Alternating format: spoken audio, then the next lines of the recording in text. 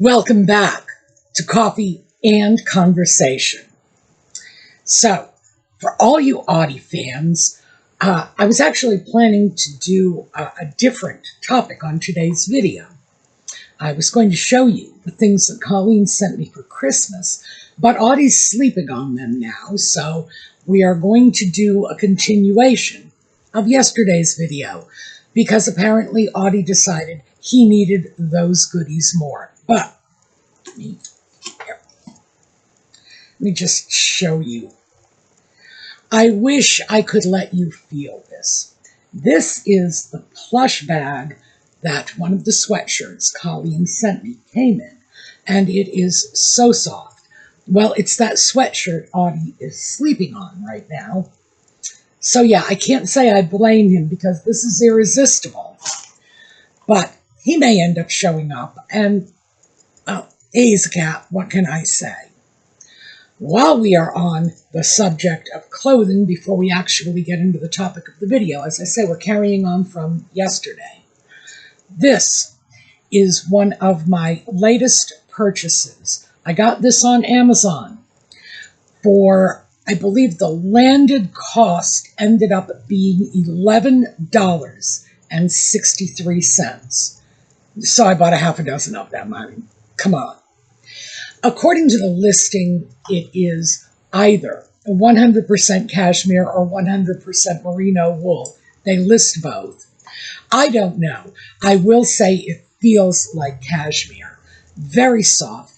Now, I'm not going to pretend this is, top of the line cashmere, but yeah, it feels like decent quality cashmere for $11 and change. So, yes, I wanted to throw that out to you folks, because when I find a really good deal like this, hey, if you want to join on in, you feel free. I do not get any kickbacks from Amazon or anything like that at all. It's just that, when I find a good deal, I will share it with you. And what's the last one? I think the last one I told you about was from Macy's. And oh, I mean, if Macy's wants to sponsor this channel, maybe I would say yes to that. But it's just something that is out there. It is available. The price is fabulous. So consider it. All right, we're going to take a quick look at the intro, and we will be right back.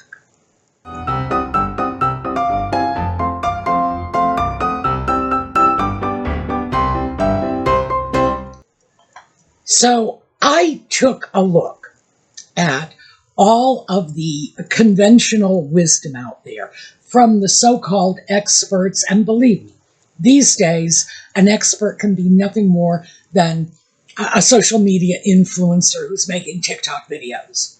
But what is out there in terms of conventional wisdom for advice in cutting your grocery bills? So I gathered up the general consensus, and I added a couple of my own. And I am going to tell you where I think these bits of advice, where the point of failure is on this, because I don't want to be just throwing stuff out to you, especially if I know full well it's only going to be useful for a certain kind of shopper, a certain kind of meal planner. So let's start with number one on the list. And this was at the top of most of the lists I saw. So the general bit of conventional wisdom on this is plan your meals. I will be honest with you, I rarely plan my meals. It's something I have never actually done in like my entire life. I tend not to work well like that. And there are a lot of reasons for it. Mostly it's that if I have whatever food I have, I will turn it into a meal. And I think that is because, I've told you this before, that my mother was born at the height of the Great Depression.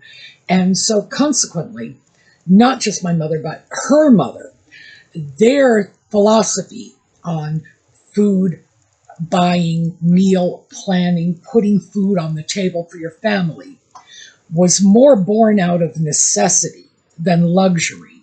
And meal planning, oh, my grandmother would have laughed you out the front door at the very thought. The fact is, if there were a lot of carrots coming in from the garden that day, that was your meal planning. It was just not something that these old farm wives did. Their idea of meal planning is, what do we have? What do we need to use? They weren't sitting around the kitchen table with a pen and a piece of paper, opening a magazine saying, oh, well, I think we'll do baked Alaska for dessert tonight. No, no, no, no, no. So I tend not to meal plan. Occasionally, I will decide I want to make something in particular, and I will need ingredients. That's as far as I go. Do I feel that meal planning would reduce my grocery spending? No. In my case, I'm afraid it would actually increase my grocery spending and increase my waste, because that's not how I approach meal prep. It's not a plan, a recipe. No. It tends to very much be more of an on-the-fly process for me, just as it was for the farm wives opening the pantry saying, oh, we got too much of this, time we used it up. It's where I'm at. But I am putting that out there because it does work for some people, especially if you are the kind of shopper who goes through the store and pops something in your cart whether you need it or not. If that's the kind of shopper you are, a meal plan will probably keep you on track. So number 2 is like, I don't know if it's the first cousin or the wayward younger brother of number 1, which was plan your meals. Number 2 is shop from a list. I do that. Do I do this with religious intensity? If it's not on my list, I won't buy it? No. For me, a list ensures that if I know I'm missing something from my kitchen cabinets, I'm not going to forget it. Because believe me, I have come home from the store more times than I can count, walked into the kitchen and said, oh gosh, I forgot the olive oil or whatever. And the list makes sure there's nothing I'm forgetting to bring home with me. Do I shop religiously from that list? Do I fail to depart from that list for any purpose whatsoever? No. I will depart from the list. More about that later. But if you are inclined to buy whatever you see, if you tend to get seduced by, the bright colors and the yummy smells, maybe a grocery list would be good. Because if you're an impulse buyer, meal planning and grocery lists force you to sit down, consider what you really want, what you really need, and then buy accordingly. So for some people, yeah, definitely a good tip. So next up, and I don't know why this is in our how to reduce grocery prices, but it is, and it was very, very commonly mentioned in all of the lists, all of the resources, and that was cook at home, don't dine out. But I'm throwing it in because it was on all of the lists. We are talking about cooking at home. We are not talking about reducing our grocery prices by reducing our dining out prices, because I don't know about the rest of you, but those are prices I keep in separate categories. I consider to be dining out in a category that I, for the sake of convenience, call entertainment, but I don't call that groceries. I do not consider going to a restaurant for lunch to be part of my grocery bill. Just saying, maybe some of you do. If you do, oh yeah, absolutely, you can save a great deal of money by cooking more at home. On the other hand, I would never say eliminate dining out completely. There are a lot of places you can go to where you can get good food at reasonable prices, and you can satisfy that social need we all have to go out and have a good time once in a while. You know, you don't have to go to Sardi's every time you go out to dinner. You can go out to the local diner. You know, it's just, you just have to practice some moderation. And, of course, you shouldn't be doing it every day. So I would say, if you are inclined to eat out a lot, if part of your grocery shopping experience is stopping at McDonald's and buying lunch on the way home and feeding, you know, the spouse and the kids' friends, and yeah, that's going to get out of hand real fast. Number 4 was reduce your meat consumption. So we're going to start with, I think that would be good for everyone, to just, you know, reduce the amount of meat you are eating. Not that I'm saying we should all become vegans, because that's not going to happen, at least not in my case. But yeah, I would say, sure, if you can, it's healthy. And we discussed this yesterday. I do not eat a lot of meat, but I do eat a lot of fish. Fish is more expensive. And will I continue to do this? Could I replace that fish with chicken? Yes. Will I? No. No. Yeah, you're just not going to take the New Englander out of me that easily. So will I stick with fish? Of course. Even if it becomes more expensive? Yes, because I grew up with fish. So sure, I know the fish that is very, very pricey, but I also know the fish that is cheap. And I will be able to cope with that. Is that what I'm suggesting you do? Well, if you give up chicken for fish, that's probably actually going to increase your grocery bill, not decrease it. So that's not what we're talking about. However, there are ways for you to reduce meat without reducing meat. We go into the store, we look at the various cuts of meat. You don't have to grab the steak. It's not necessary. You do not have to grab the big pork roast. You do not have to grab the fancy stuffed chicken breast, although more about that when we get into prepared foods. There are plenty of things out there. Liver. Liver was an absolute standard, especially during the Second World War, when and this is our parents' generation, when many people were feeding families and they needed that protein. They were feeding growing children. So yeah, they were feeding them liver. They were feeding them all kinds of food products that are just not commonly on our tables anymore. I am not especially fond of cow's liver, but I'm fine with chicken liver. I actually like it. So chicken liver, by the way, is dirt cheap. So if you like it, that's a great substitute.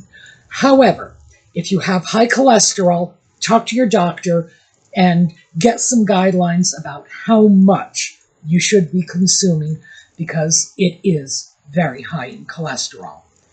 But it's inexpensive. It's a great source of protein, a great source of iron. You don't necessarily have to throw all of the animal protein in the trash just to save a little money. There are other ways to do it.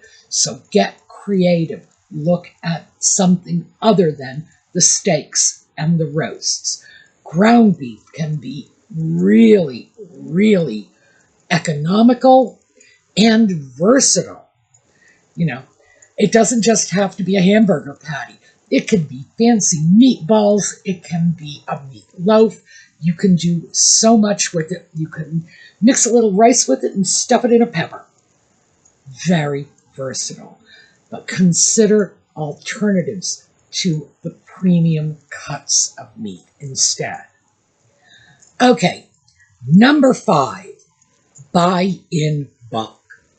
That, I think, is sound advice. I'm not going to criticize the advice in general. I do this occasionally when I can. But will I actually stockpile? No, no. I don't have, gosh, I don't have the attention span for that anymore, quite frankly.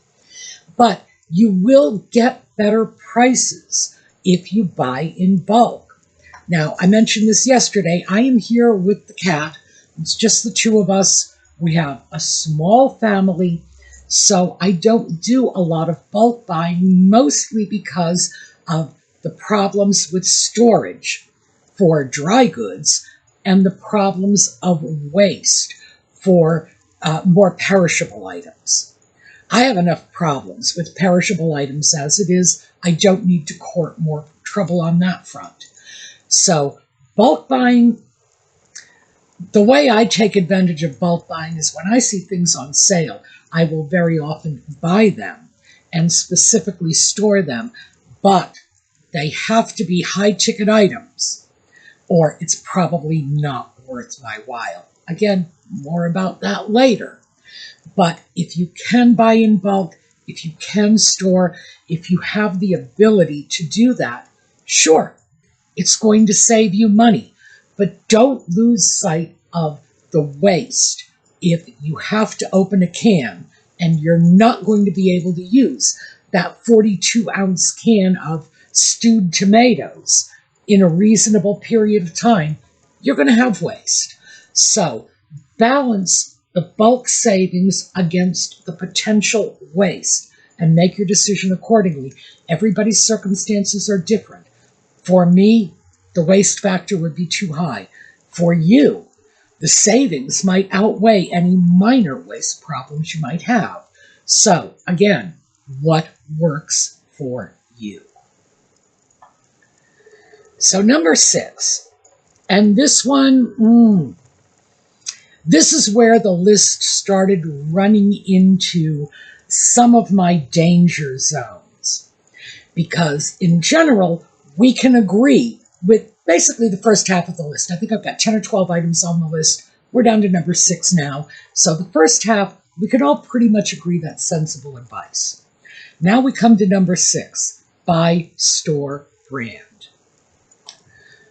Well, you are going to save money on the store brands. And if you know the quality of the store brand and it's comparable to the quality of the name brand item, go for it. But don't lose sight of the fact that a store brand product is probably not going to be of the same quality as a name brand product. And if you're okay with that, I will give you some examples of when I am okay with that. I would not buy a store brand frozen vegetable. I wouldn't. The quality is just not there. If I have to buy a frozen vegetable, I am going for Green Giant, I am going for Bird's Eye, and that's it, because they are better quality. Also, I usually only just buy frozen spinach anyway, so yeah. But when will I buy the store brand? If I am making soups or stews. The corn that goes into my clam chowder, and believe me, I take great pride in my clam chowder. When I put frozen corn in it, store brand, because it's going to be stewed until it's pretty soft. So things like the toughness of the corn are not going to matter. I will throw store brand mixed vegetables in my soups and stews. Again, because they're going to get cooked a lot. If I were going to put that same vegetable naked on a plate, in other words, if it's only going to get cooked for a matter of seconds, 90 seconds or so, just lightly steamed so that it's not cold. I don't like my vegetables overcooked. I like them just barely cooked. So any quality issues are going to become immediately apparent. Would I put store brand corn or mixed vegetables on a plate, and hand it to somebody? No, I consider that marginally edible at best. But if it's going to be cooked for a while, yeah, sure. There are other things too. For example, I actually like my store brand of tomato sauce. Now, this is something anybody who's made spaghetti sauce knows. You put a certain amount of tomato paste and a certain amount of tomato sauce and so on and so forth.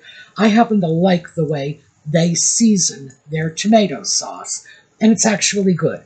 I would pass up the name brands in favor of the store brand. So my advice on this score is get to know your store brands. And if there are things they're good at, sure, go for it. If there are things they're not so good at it, again, just don't be limited by the idea that you must buy the store brand because it'll save you money, any more than you would get the idea that you must buy the name brand because it'll be better quality. Yes, when it comes to my vegetables, I am going to insist on it. But if it comes to like the brand of dry pasta I'm buying, oh please, like I could even detect a difference if it were there in the first place. No, that's something I will buy from the store brand, always, because whatever difference is not discernible to me, probably negligible to begin with, and I will save money. So yes, this is good advice, but not right across the board. Do your homework, be smart about it. Do not assume that just because it's got the store brand label on it, that it's going to be less expensive. Because very often I have found some better brands that will actively compete with the lower price store brands, so you can often get better buys on them. Just be smart, keep it in mind, but don't find yourself wedded to this as a concept. Number 7, and we talked about this yesterday because I told you I'm guilty of this. Limit your convenience foods. Yes, I am guilty of this. And I don't have anywhere to go on this. The fact is, I know better, but I can get just as lazy and negligent as anyone else out there. I can walk into a store and say to myself, oh, I will buy Hot Pockets, and then I don't have to bother with making lunch. I can throw it in the microwave and life is good. I know better than to do that. So, yes, that's one I need to work on. Limiting convenience foods will save money. It will almost always result in better quality food on your table because you are controlling the ingredients and you're not loading it up with dyes. And dyes are a big deal. They want it to look pretty. And preservatives and whatever else they're giving you. So yes, I would say this is good advice. And as you know from what I was saying yesterday, it's advice I really need to start paying attention to myself. So yeah, limit the convenience food. Doesn't mean eliminate it. Just keep it in check, because there are a lot of convenience foods that are just so much easier than doing it from scratch. Why would you want to make yourself crazy? But keep a handle on it. That's all. So now we're at number 8. And this one is very, very 21st century. Use your apps. Use coupons, use apps. If someone is going to give you a discount for using their product, consider it. However, and we have to put a caveat on this, if you were not planning to buy this in the first place, do not allow that coupon or that little app discount to convince you to buy something that you do not ordinarily buy. So you're going into the store, you're looking around, and suddenly you see, I don't know, a coupon for Progresso soup. I got nothing against Progresso soup, by the way. But that's what you see. You're not ordinarily the sort of person who buys canned soup. You prefer to make your own. Do not use that coupon. Do not buy that can of soup. It's not saving you money if you're buying something you never would have purchased in the first place. If that's what's happening, you're actually losing money on the deal. So be cautious.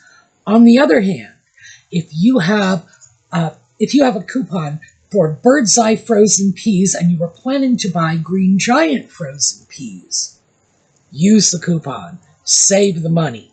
That's how you can actually maximize the coupons or the apps. And I would say, keep in mind, always keep in mind, that the manufacturers and big agribusiness are going to want to use these coupons in order to bring you over to their products. So sometimes they are very, very deep discounts. Other times, again, if it's not ordinarily on your grocery list, don't let them talk you into buying it just because you're going to save 25%. Because 25% saved off something you weren't going to buy in the first place still leaves you with 75% you know you're not supposed to be spending. Number 9.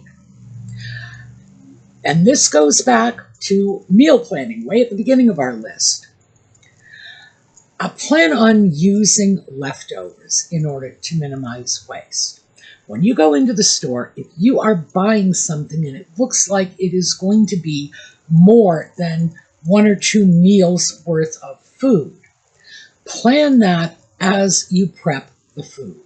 Make sure you are considering, when you're preparing the meal, that there will be leftovers. Maybe your family does not want to have last night's dinner for lunch tomorrow. Maybe they do. Some families, that is like really a thing. They have a great meal on Friday night. They're looking for those leftovers Saturday noontime. I get that. But plan as you are preparing. When you're making the dinner, plan on what you're going to do with the leftovers. And certainly, if while you are preparing your food, you're looking at this saying, gee, we've just got way too much chicken here. You know, take half that chicken, wrap it up, throw it in the freezer, and use it another day. There is no rule that says you must use 100% of that chicken for a certain dinner. No, cut it in half, save half of it for later. Don't be afraid to do that. I know some people are so touchy about that. They'll bring something home from the store, and there is this sense of urgency in using it. Well, if you pack it up and freeze it immediately, you're not running risks of bacterial contamination. You're really not. So plan this. But again, plan what you're going to do with your leftovers so that when dinner is over, as you are packing the leftovers and putting them back in the fridge, that you have some sense of where this is all going. Because you could very well get a completely separate meal out of that same batch of raw ingredients. That's what our mothers and grandmothers did. So let's start thinking about that. And by the way, if you don't have any good recipes, just go online and search for recipes involving chicken, carrots, mashed potatoes. Throw that in. So yeah, you had chicken, carrots, and mashed potatoes Friday night. You're probably going to come up with a nice recipe for shepherd's pie for Saturday. So, give it some thought. So, we're coming right to the end of the list. Number 10.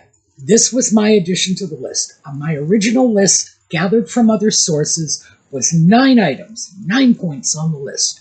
Number 10, this is mine. Take advantage of sales.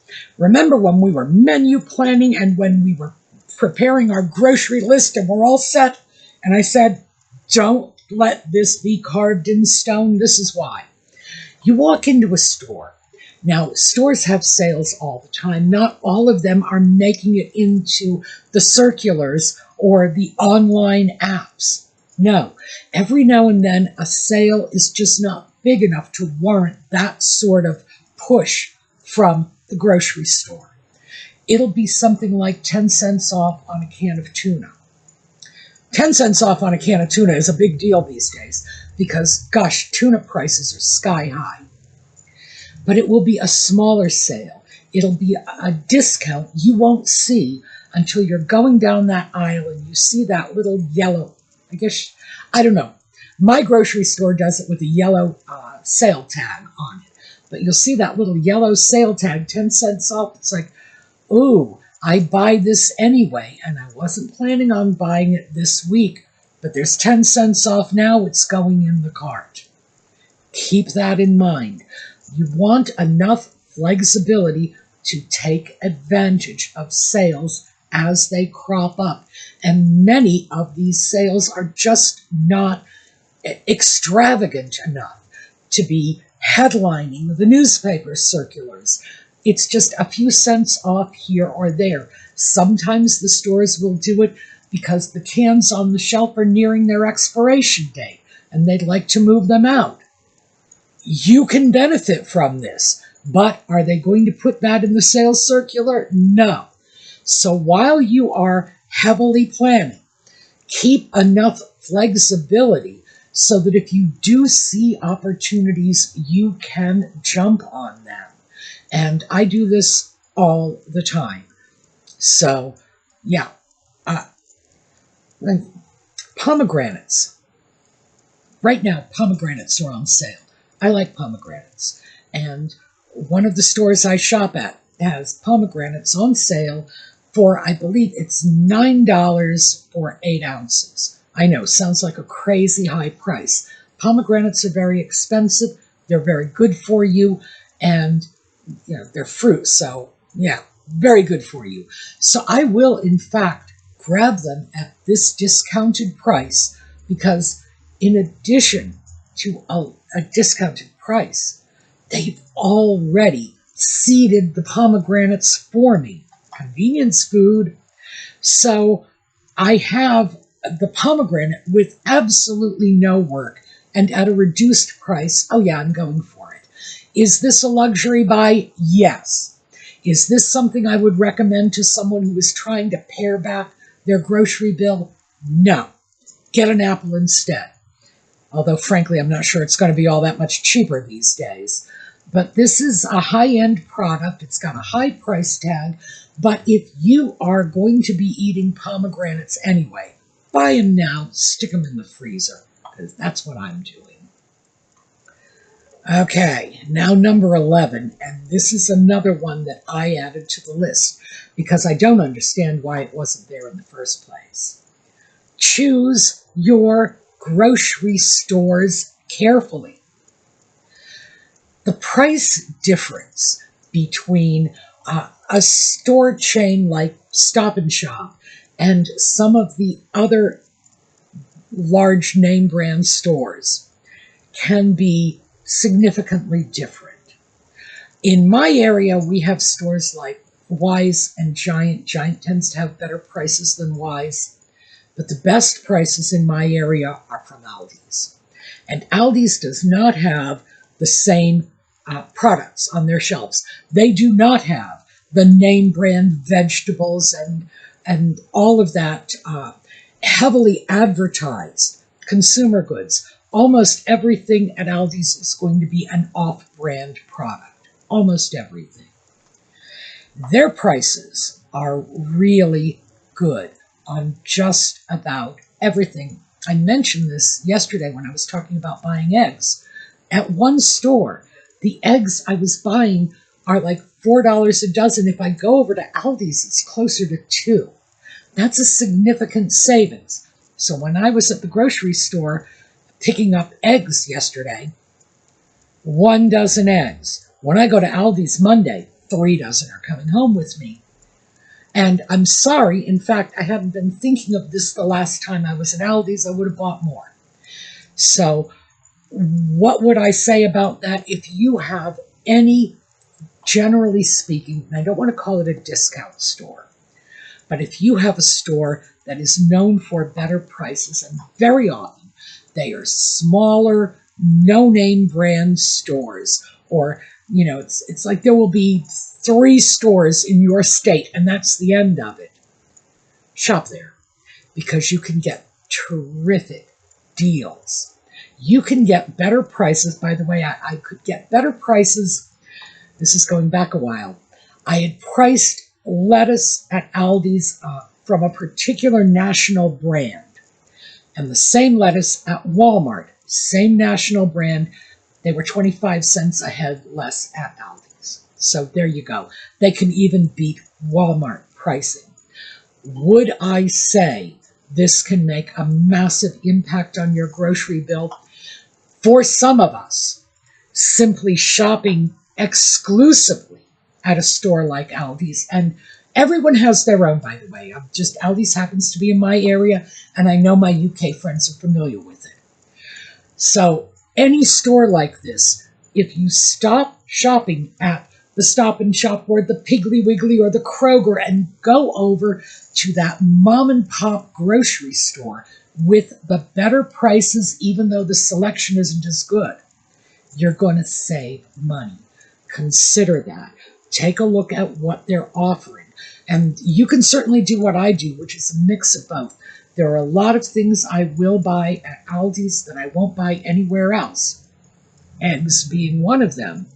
And a lot of things I simply don't buy at Aldi's because they just don't have the products I'm looking for. And again, there is an issue about the diversity of the items that Aldi's has. Oh, and they do have those pomegranates over at Aldi's, just saying. And their prices are better than they are at the major stores.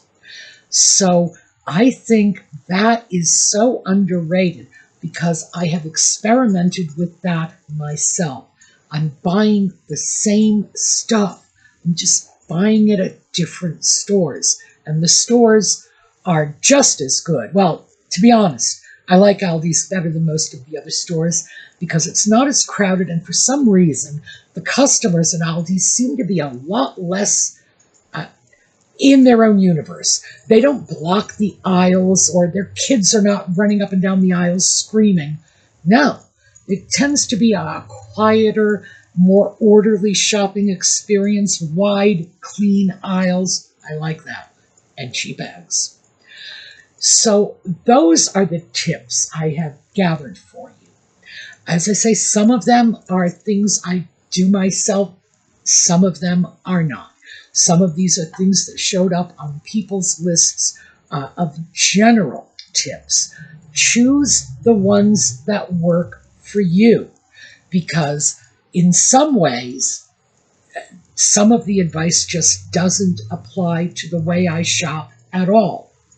And I'm sure that some of the things that do apply to the way I shop don't apply to the way you shop. Pick and choose. But we have a nice list here. And I would say if you could even find just one tip that can save you money, we're going to be ahead of the game. All right, that is what I have for you. So thank you for being with us. I hope to see you all again next time. For those of you who join us for Just Chatting, it'll be 8 o'clock this evening. That's New York City time. And we are going to take a look at a slideshow on the way out. And in the meanwhile, have a terrific day.